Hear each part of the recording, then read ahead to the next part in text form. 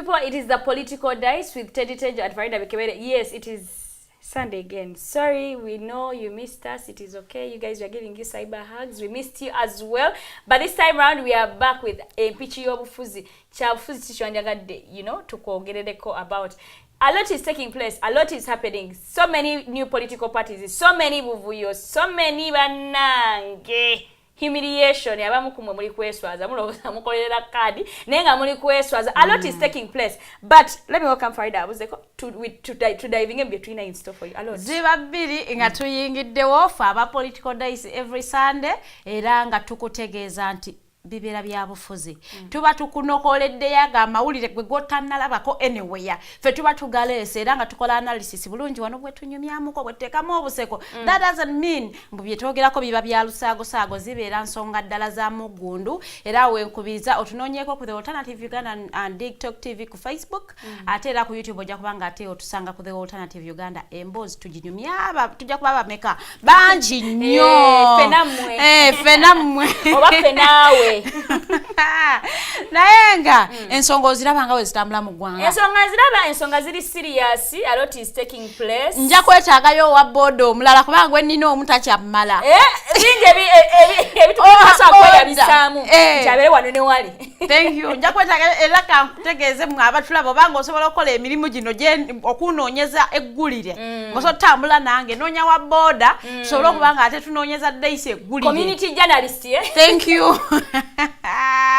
Naye nga tusuubira nti musiibye bulungi. It is a Sunday. Tusuubira nti mubadde ne famire zammwe awo abaana wano ku daisite tuwemula abaana mubateekeko abaana bayiga ebyobufuzi nga bakyali bato. Tukubategeeza nti good citizen is a citizen who follows what is happening in their country. Abaana bakuva buto bategeere nti ebyobufuzi byebikola ensi byebizimba byebireeta ssente byebireeta emirimu byebikola buli kimu amasomero amalwaliro n'amakubo ge tutambuliramu. So abaana bakitegeere ku myaka emito so kubanga tulina abatuuze mu ggwanga abalina omugaso.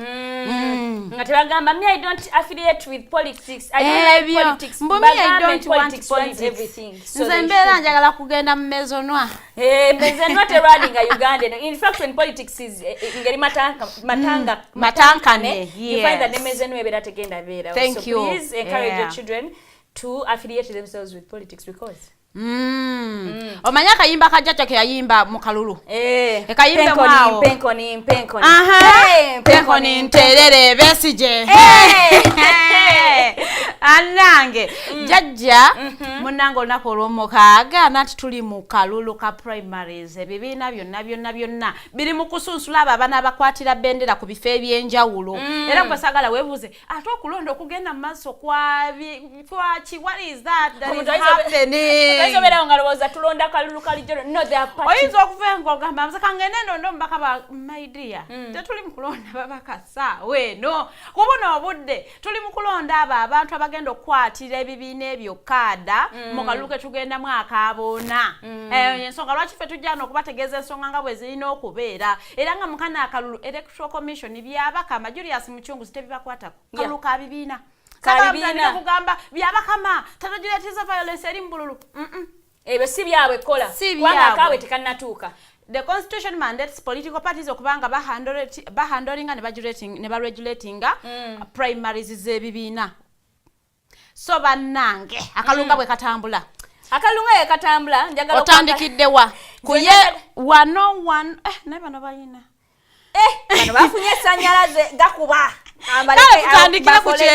tutandikire ku kyenvu so bana ekyenvu gye mulaba eno naye bana efunye essannyalaze mukana akalu by the kalulu be like this. I feel like this time round akalu kali too serious kubanga really? Yes dulinga n'abantu ne babakima ezo forms it wasn't as very maybe very because Stangoldoi centralized everything nti nali NB Nyamutoro Fiona ajja kuvaayo n'abantu baba musemba bajje e Kampala ate nga singa yabi decentralizing buli kimu kyalibadde kikolebwa ku district tewandabye muyeye gw'abantu mu kibuga Kampala nga yonna bagipaintinze yellow nga buno bubizi bwe batwala ku parliament mwaka gwa 2014 Kale kubiza ofandeyo maybe bagala kwa nalaba ne nupu engeri yakikola kukaluka kawempe ndoza maybe ne bagala nabo bakirete bafune that you know that sanyalaze kwa nawe tuli aina sanyalaze gobukira if it is the political dicers mutubukire kwa tuine sanyalaze ate fa babera ne gulire tufu fa babera ne gulire tufu eritambula eryakagwawo erigenda maso I thank you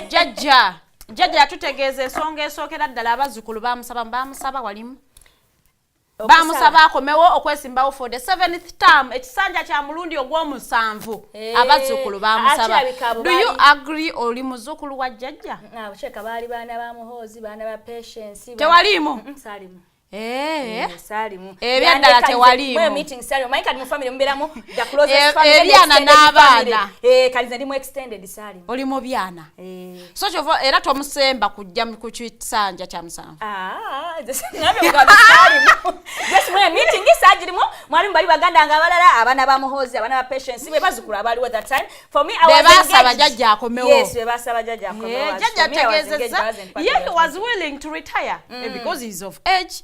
He has his cows to take care of. So literally, Taina Nyachayagaza Uganda na ye, the bazukulu begged him. They literally went on their knees and begged Jajja.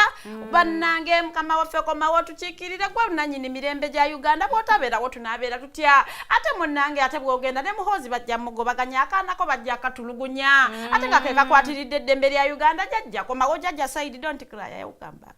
Byogera bina kwa mutwana magulu.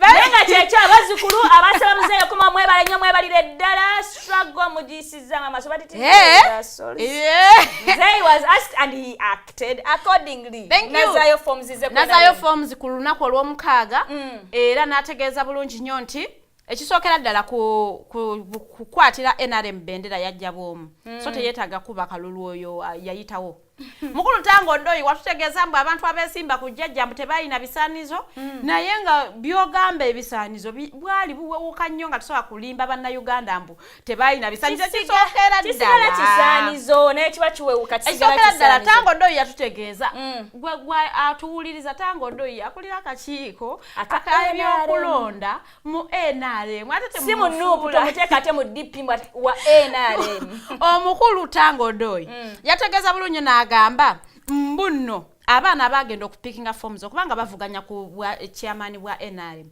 mbu ba printinga form emuweti y'omukulu ogu bayita basuubira omuntu yena ayinza mwesimbako akati after nagamba kale mukomee watu aprintinze form naye nga bakomawo ku lwa mukaaga nga lwakutaano nga lwe bakomenkereza lwe balina okuzzaayo forms ezo nga basobodde okunoonya emikono 10 mu ggwanga lyonna babasemba nti mutuukiridde okukola ki kubanga mukwatira NRM bendera ku kifo ekyobwa president n'akunominatinga n'akusemba enomini and a referee tango ndo yategeeza bulungi nti abakulu abo tebasobola kufuna bantu abo ababiri enomini and a referee a nominator and a referenda. Kati nze nange kanegate kutanga kudo. If you fail to get abantu ababiri boka kwanza oziwenkwatira. But how can I manage okufuna million ya makumi aga? Abiri. Nemfairi ngofuna abantu ababiri. Nze tebanzaala mu family yafane gwawo. Ate abechika. Tanga do wabira Uganda abakona abiri. Baferinga funa babiri boka. That means bali 10 babafuna. Bana abiri boka baferinga. Thank you. Katugambe nenamwe kale tetugaye tulina amatu kalo ina gal bale basajja balina girlfriend bamutisa girlfriend doesn't affiliate with politics atulabe ebyabadde ekyadondo tukomewo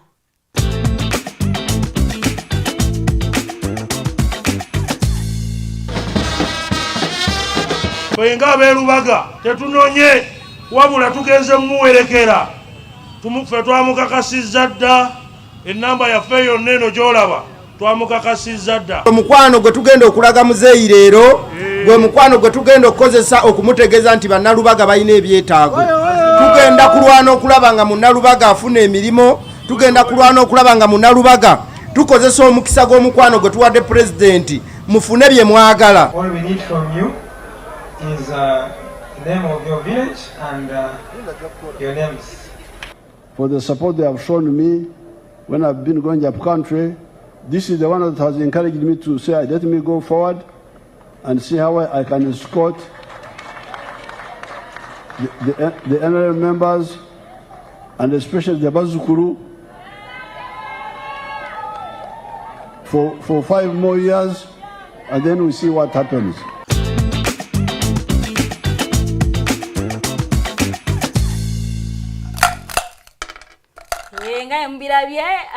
This time round, everything was very organized.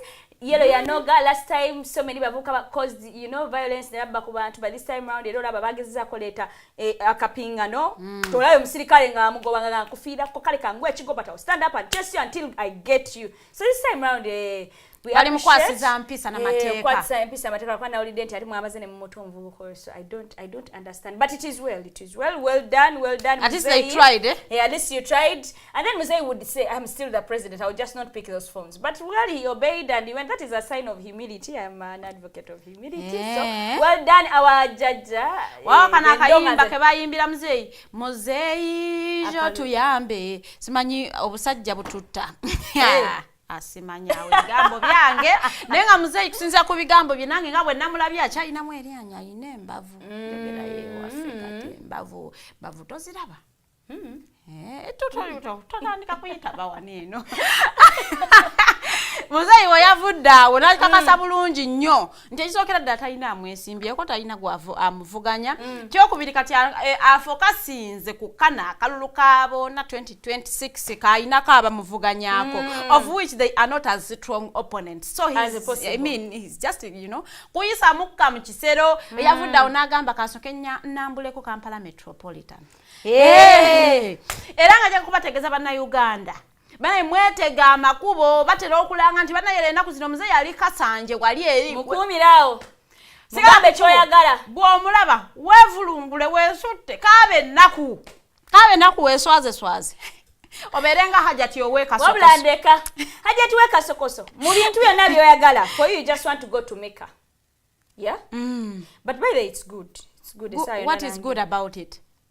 As in bamuyita hajati yagambye buli wamu wana bampita hajati nasigena nkomeka leka ngende listing fulfilling ntukirize ekitiibwa kyange nga hajati ekyo nno kiraga ki eri eggwanga lino kyogamba omukazi oyo alina kizibu kyakugenda Mecca kyokka bagamba bwolaba omuntu bikuggwako weerabira n'ebizibu byo by the choice kyewamwogerewo Katonda okusaba God I forgive you instead of no kisoboka but kiraga eddiini engeri gye lisenseddemu abantu okutuuka okubajja ku mira mwaze nkubuulira kubanga omukyalo oyo would have asked for better things mbu hajati NRM abakyala ba NRM mu bitundu muwangali abalungi nnyo kale omusajja yayimiridde n'agamba Mr. President ffe tulina akabiina kaffe kabibanja biki bibanja corporation n'agamba n'abaha $1 million ashatu mbawadde ne yaddenga omayi ogene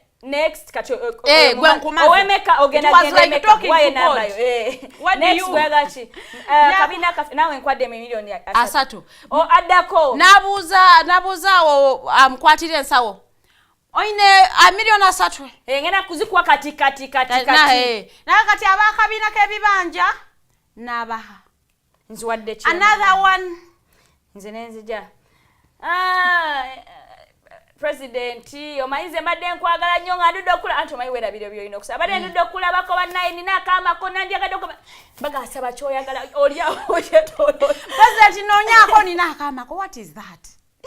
Ugandans let us be guided, please. Yeah, seriously. I love something. I know basanga ekasanje ngagamba Mr. President ate fe sente za PDM atano bamuwaka atano atenze tebampa nayimuka nafukamira manange yeye mbadde sikikiriza yeye womulaba gwesaba kyoyagala sente azira mu butu nati akalu yakamonetize afuuse mu butu Mubutu bwe yali anaatera okugwa naye yatambulanga ne ssente ng'emmotoka yejjudde ssente nga bw'akusanga n'omwenyo obulungi ng'akuwaayo obukadde 2. Thank you for smiling good nga yeeyongerayo agamba ekiwala kirina nnyashi bakihe n'akiwaayo n'akyongerayo.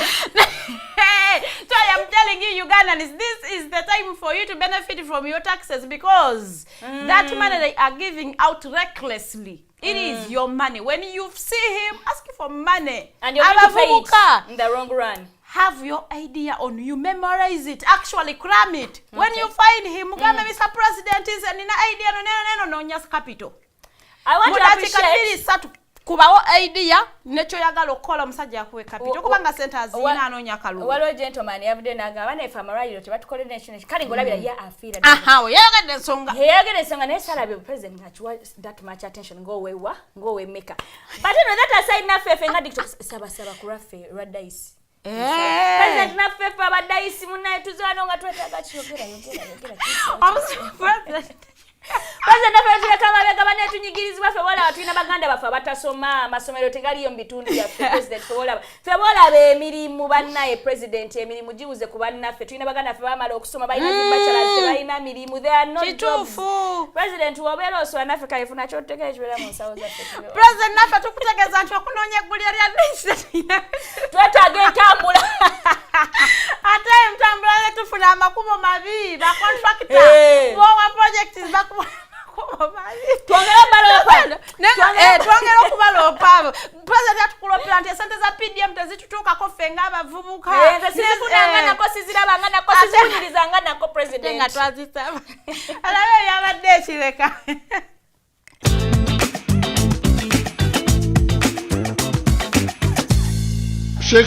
Sheikh atuwaffe ogamba ki? Sheikh atagamba ki? Yogera ku muzindaalo.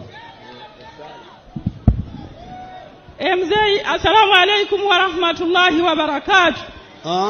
Mzee jiddemu. Mzee wosanga kabaka wolanyiza amanya gange nze hajati hawa nakitto. Mzee bapita hajati NRM Uganda yonna. Naye sigendangako Makka.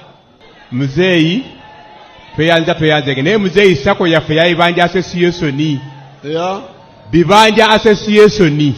Tuina sako yaffe bagiyita kirekaddi kiganda kasokoso bibanja association. Ntadde milioni 3. Tweyanziza muzeeyi. Kati ngenda milioni 3 eza bibanja association ngenda kuziweereza chairman wa Mono. Ngenda kuzimuweereza kati.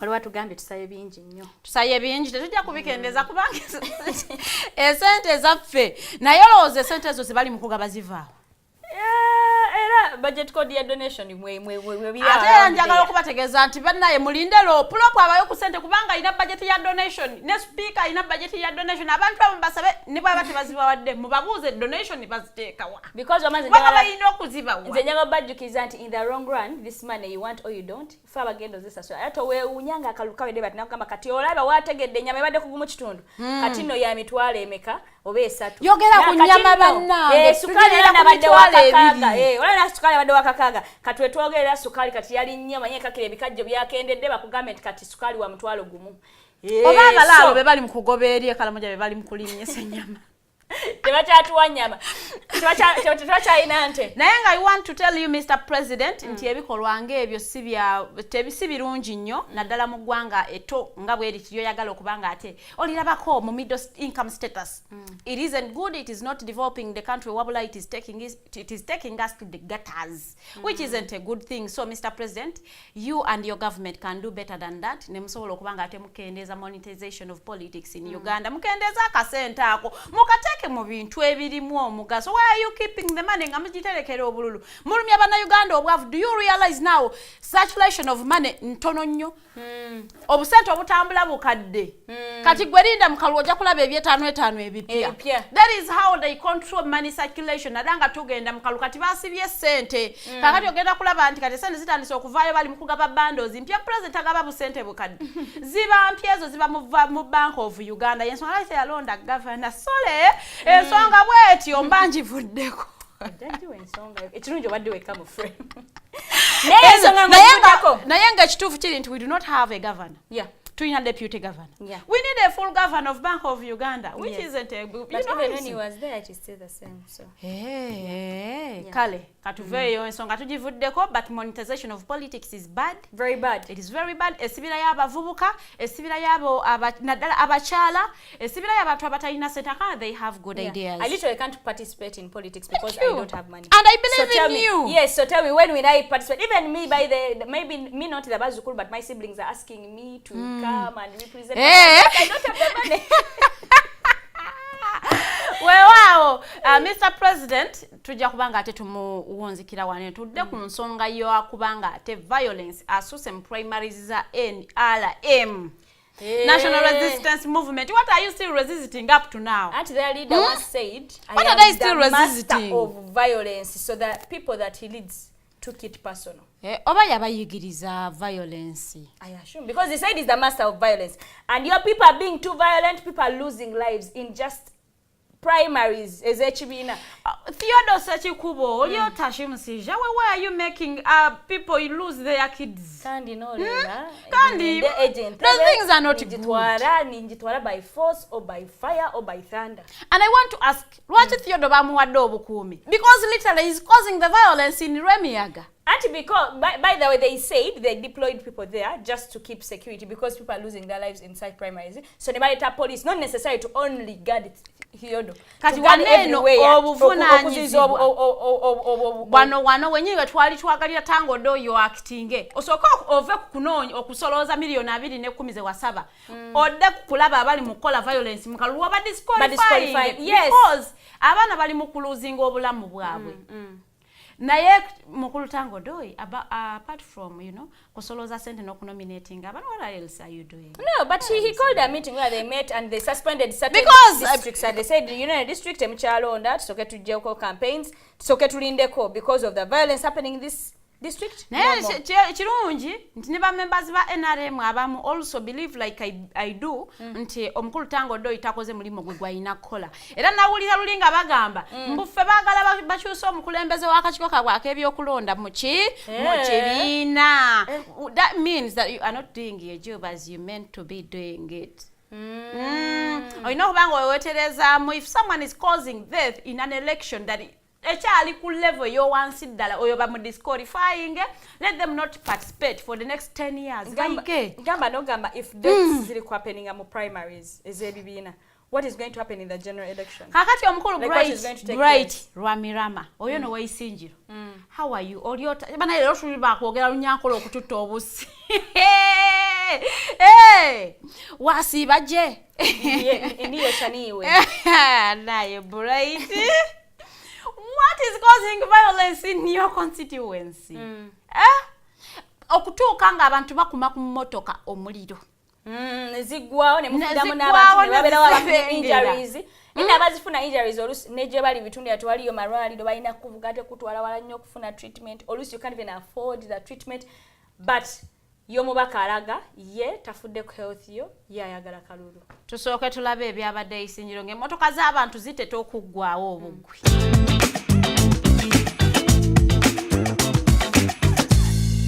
Kawana nasooka nankuba esasiro nili mu ntundu ninduka nemuyita mukyakwawo n'addamu nankuba nili wansi ningwa wansi ntandika okutambuza amazu mu lusuku.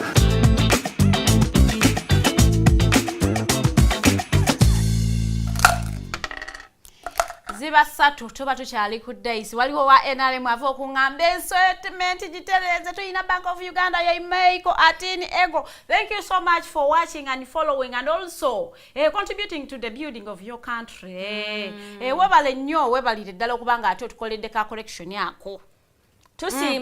Tusiima byemukola obuwagizi bwammwe n'okubanga ate kiraga nti you are informed. Yes. We want to deal and you are following the discussion. And you are following. You're not allowing us to just say things for. Tubeera osonga tukyali ku nsonga ya violence. Twogera kuli. Ate waliyo abakuliridde nga beeremezaako nga tebagala kubagamba nti bakuze. Tebagalire ddala kigambo ekyo mu age. Omayiga tuli edda nga tuli batunga. Sawa yo. No, it is a fact. When I was a baby, I don't have so much memory. But when I was a baby, so when I'm moving, I'm almost falling because I'm making baby steps. So kati zino ezabakulu bazita batya. I don't know. You know. Bajja kutumira ku mwami Moses Ali. Assalamu alaikum wa rahmatullahi Moses. Fe musiramu wali badde Musa naye kirungi olina erya Ali. Naye obaana abo bagafuna bufunyimbo mu lutalo mwetuumanga amanya g'abasiraamu. Nga yebaga kati nasawo naye wabiri.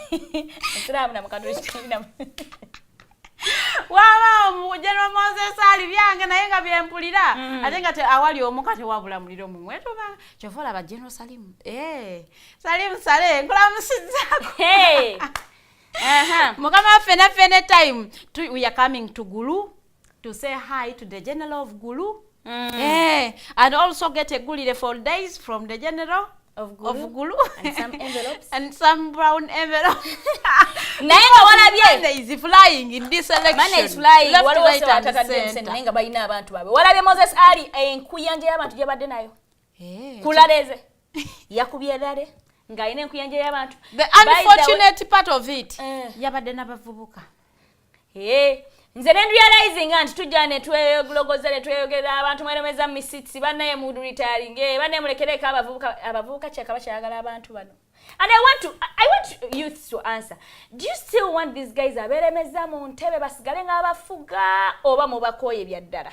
Sirowooza nti babakoye either abavubuka government eno yabanyigiriza nnyo tebayina ssente zibasobozesa ku participating mu kalulu wabula abo abayina mu kasente bafaayo ne babawagira kubanga be bayina mu maji agagenda they are friends with benefits. Thank you so much. I don't think abavubuka babadde kulale ya General Moses Ali nti bamukkiririzaamu n'obukulembeze bwe in the state that is in naye olw'ensonga nti yayina akasente kubanga NRM n'abantu baayo babeera n'akasente kaabwe n'olw'ensonga nti yayina akasente bagamba tujja kuwagira for as long as bwe tunyuka ojja kutuwaayo ekyetaano otwokyayo nga enjogera gye tuyina wanene mu Uganda. So it is unfortunate that Ugandan youths munange bali mukubakozesa mu kalulu kano instead of you participating getting yourselves involved in the election they are involving you. Era mwe betulabe ekiro sawa munana nga mutimbulula ebipande ebyaba byabasimbye olwokuba bakusasudde era mwe bamwe ababitimba bwe bakusasula ate n'ogenda n'omulimirira ewa opponent wate naye n'akusasula n'ojja n'obijjayo yakubategeeza nti you have omulimu mungi nnyo ogw'okukola mukana akalulu other than being okubanga mutimba ebipande n'okubanga muwagira abantu lwako abalina akasente awo wenyini wengendo osabira producer afe atuleko munetulaye ku numbers kuba abantu bagamba you have no numbers oyo gundi tujja mujjako naye ng'ayogera ebitegeerekeka ne babiwulira. Yes, yabadde ebitegerekeka by the way. Yabyenga abantu kuba yabadde ayogera mu lwewa and ne basanyuka ne bakuwa munga. That means they were understanding. He was talking sense. Okay, there are two things involved. Either he was talking sense nga bamutegeera or when they were looking at him they were imagining the memes ezibadde nga social media, then you laugh. So producer, give us a story and then we shall be right back.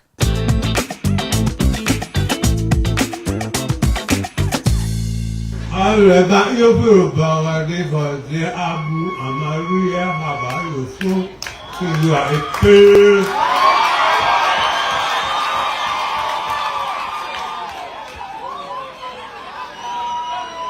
I said simply I ask God to take our visitors.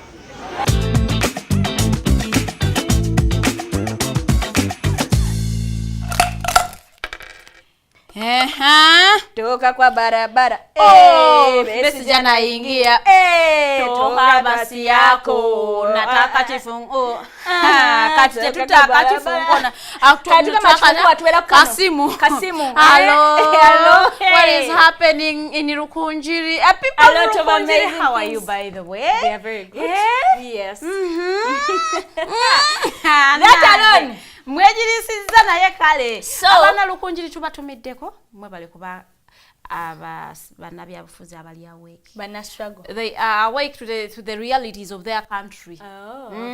Lukunjiri people, you have a very good representative in the country. I am not their representative though, I am just commending their work.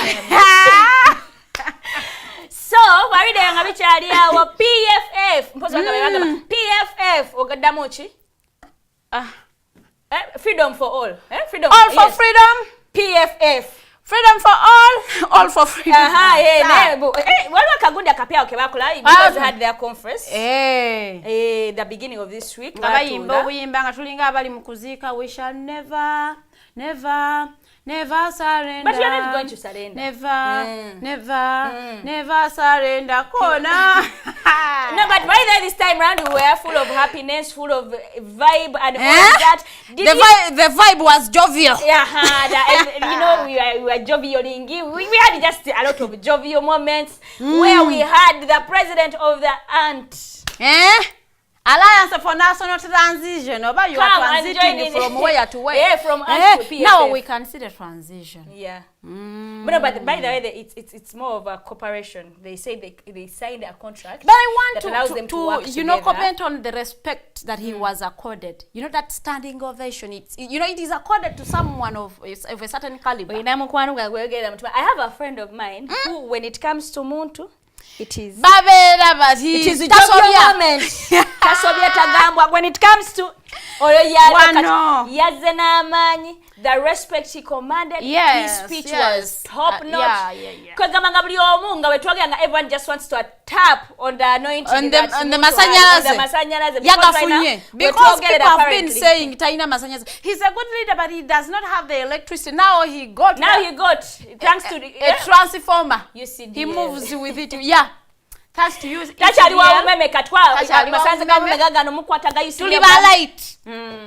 Ali ku light kati mwabayina yakamba saside because anytime light is a bocha okitegedde ekintu ekyo. So General Muntu, man of all seasons, the most humble person I know. Yes, he is humble. Yes, humble leader.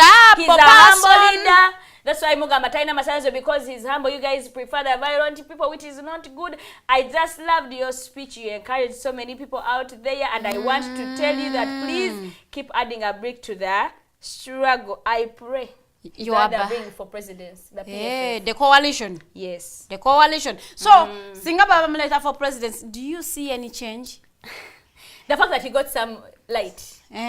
Change can be there. Change will come. Yes. And the good thing abisana no muntu gwamanyi babera munsi kamumanyi ndia n'ensula literally because kativa kubano badabaka just sorry no offense but like our president wabato Bobby Wine toina chomayi ku Museveni. You see what he shows you nekati muntu ye amumanyi kuva munsi. I'm just saying no offense for soldiers mbagala nyo batumiddeko. Nenga njagala kuyoza ekibiina kya PFF okubanga ate mwatuuziza your first delegates conference ate nebeera successful. I want also okubanga ate mbebaza on the structure of leadership that you created. It is also good.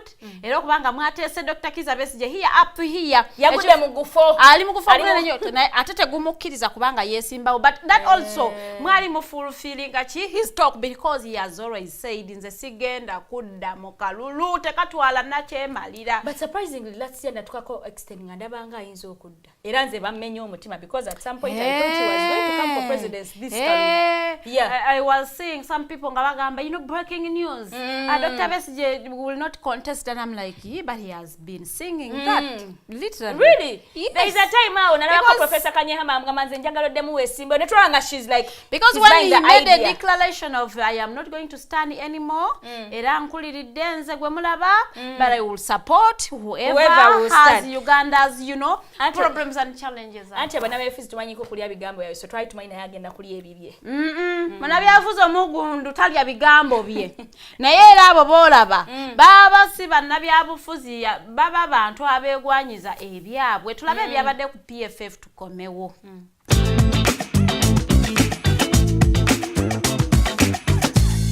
We have a lot of hope in your party. It has the capacity to handle issues which we can follow. And when they work closely with the Conservative Party, where can't we reach? There are things which we need to work on together, even if we didn't reach a point of signing memorandum of understanding. That if there are 5 issues, even if we agree on 4 or 3, we can work around those that we agree on. Kuntiko tugenda kubeerayo n'akakiiko aka eminent persons. Wansi waako tugenda kubeerayo ne cabinet cabinet eyo yekulya road mayor mu bibiina ebirala bamuyita president efe tumuyita chairman wansi we wagenda kubeerayo nga waliyo executive committee ekulirwa secretary general nga yese mu Uganda kati awo nga tuyo kati tuddamu organize tuyinawo council of founders ne tubaawo ne convention bifaananako era nga wala ebibiina ebirala convention abala bagiyita delegates conference.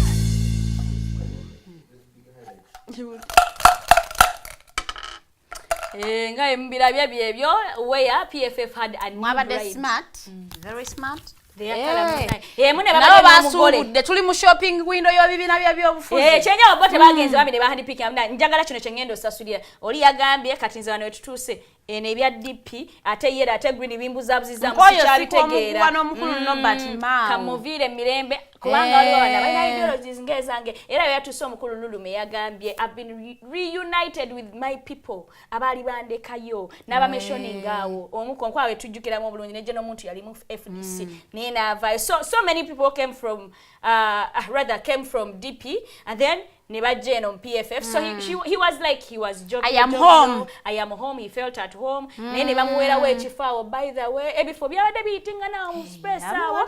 Hey, but PFF, kudos, well done. Congratulations, Honorable Semujungano. Inoaga for Gamirundi eja. Gwe SG.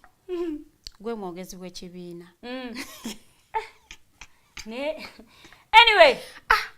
Anyways, era tujja kubanga tuba congratulating mwena abafunye ebifo kubanga mukulembere kibiina kya PFF okubanga mukigusa mu kalulu kano tubaagaliza ffe obu leadership enungi je kasate mujiteeka munyo kyekubiro manye naka sente musisiza sente mu politics wa moli otya oli bulungi DF tambula DF nalabye mwaleso omubaka mu kibuga Kampala woman MP Kampala DF muli serious nga akatogo Mena ga patent ne sinto. Yes, bana candidate mu kibuga wano Kampala ebipande birumye gwenze kugambye ze nabadde ku balanga tube yano wa boda wange. Omukuru Mabike ntumiddeko. Michael Mabike nyeko political nomad. Oshimanye wa Michael Mabike. Waliyo Michael Mabike Mr. Mukaku. Abagala constituency jayagala. Nyeko Derrick. Waliwo ono Mr. Moshi. Waliwo Tafubi. Banna mawulire ngeke kiri mukitekute namanya ati Moshi ne Tafubi. Kituma mukikwasiza manyi. Anyway fetu bagaliza bwa kati no waliwo no NRM mwatane DF egena kubaleta ko omuntu tebaze kusaga. No wa PFF sinamuulira. So you know so take a comment. Thank you. Aba PFF yasonze dda mu kibuga Kampala muwala wa Haji Obed Lutale Kamlegea agenda kubwa woman MP Kampala district. We wish you all the best.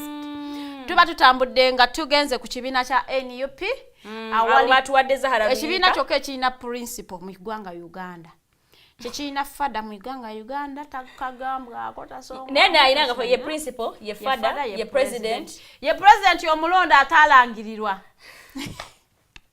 ate atabera ntebera nakase ayina ina ntebera atabera magere yakola order nga teziteekebwa mu nkola kubanga talina position of power. We are just stating facts temutunyigira bafutu bigeranze mamanyi obusungu bwamwe buli wano kwangunye but those are facts you need to live with because when you live with facts you know your next steps you start calculating your next steps now that mwagala fada abere president now mujja mu bungi mulonde.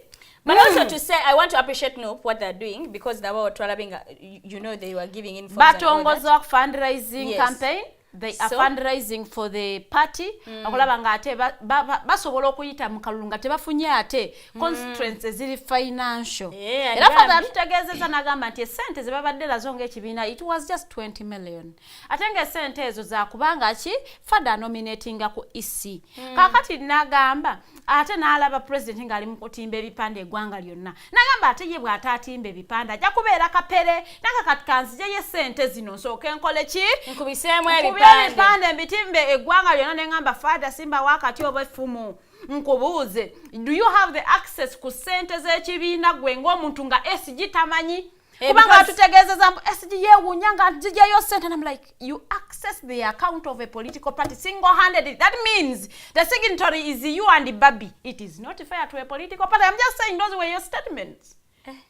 Yes, because that means he can access funds of a political party single-handedly as the president of NUP, which isn't a good thing. But that aside, also the posters are 20M.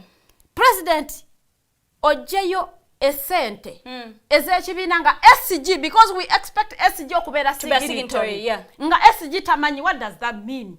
You are the principal signatory, and some other person who is Babi is also a principal, another signatory. Because we are the principal, we tagako omuntu omulala okujjayo sente.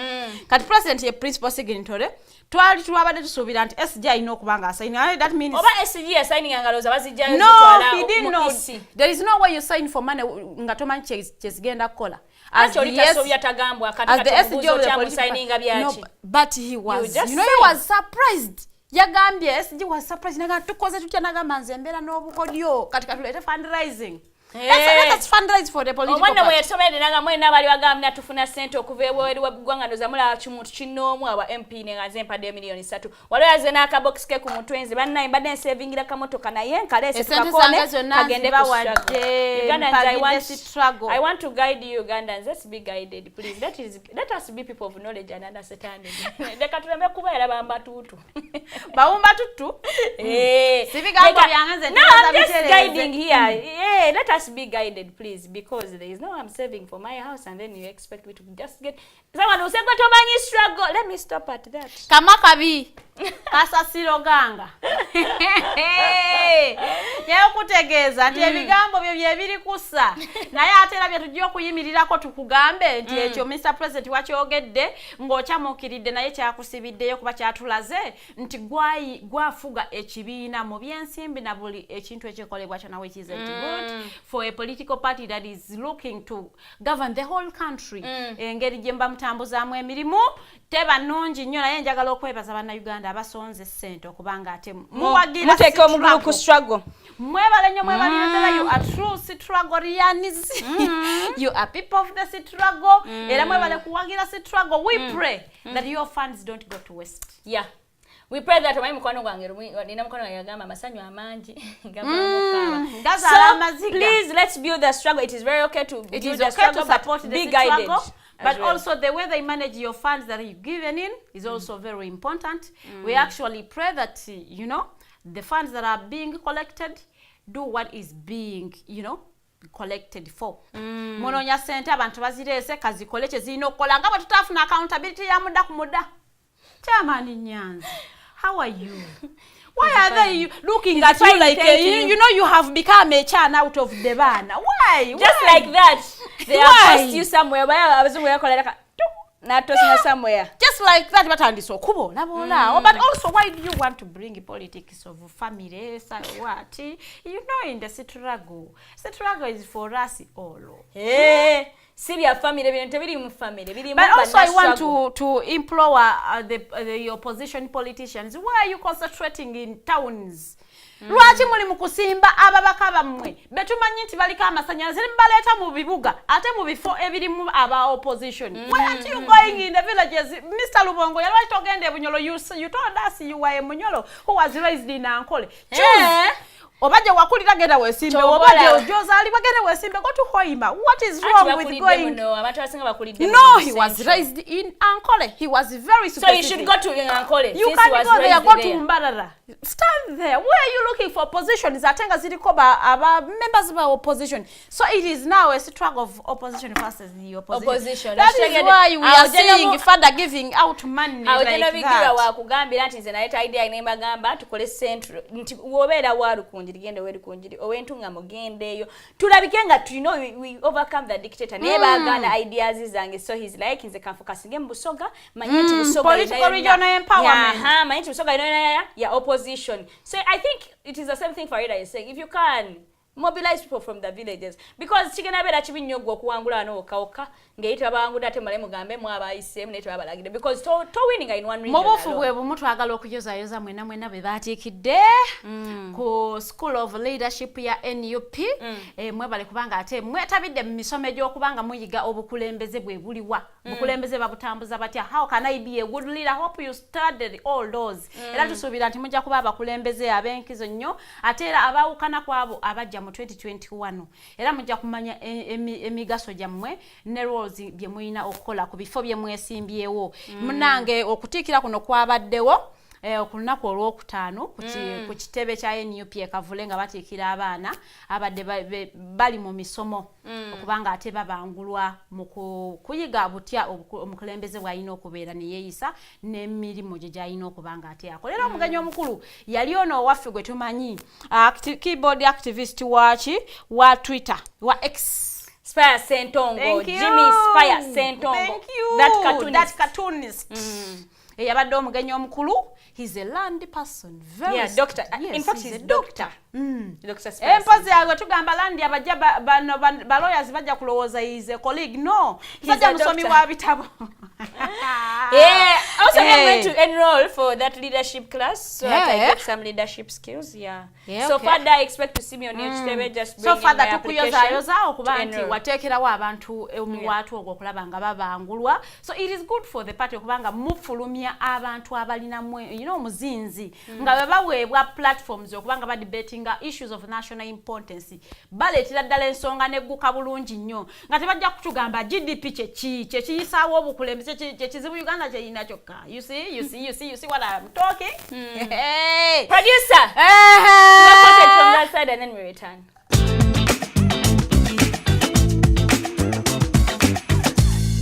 Kyakitiibwa nnyo tine mu kaseera kano tulina ate ababanguddwa mu nnono yaffe mu ntegeera yaffe mu birubirwa byaffe n'endowooza yaffe n'entegeera yaffe ng'aba National Unity Platform. Oluusi muvuma ekiteetaagisa, oluusi omuntu anyiiga n'avuma, ndowooza nange nalinyiizeeko n'envuma adde nze nvumira mu katuuni sivuma butereevu ng'abamu ku mmwe, naye ate okuvuma tokufuula nkola nga n'omuntu akubuuza ekibuuzo okumanya endowooza yo omuvuma buvumi. Olw'ensonga eyo gye baateekateeka obulungi nti kijja kutuyamba okujjawo eyo vacuum ey'obukulembeze oba leadership crisis. So twongedde okufuna obuvumu, twongedde okufuna okumatira nti ekibiina kye tugoberera kyagala kutwala buyinza bwa ggwanga.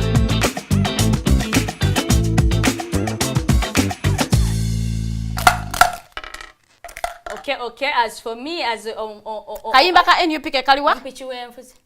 By that, I like that song. Olutalo nga luwedde tuliyambale ngule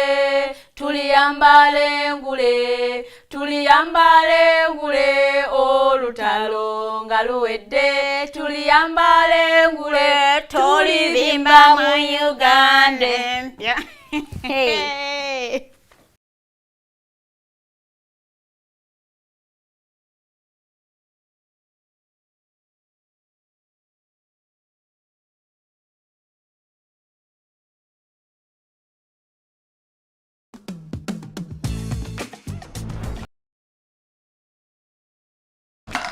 Hi, welcome to the Political Dice. It's controversial, purely political, well researched.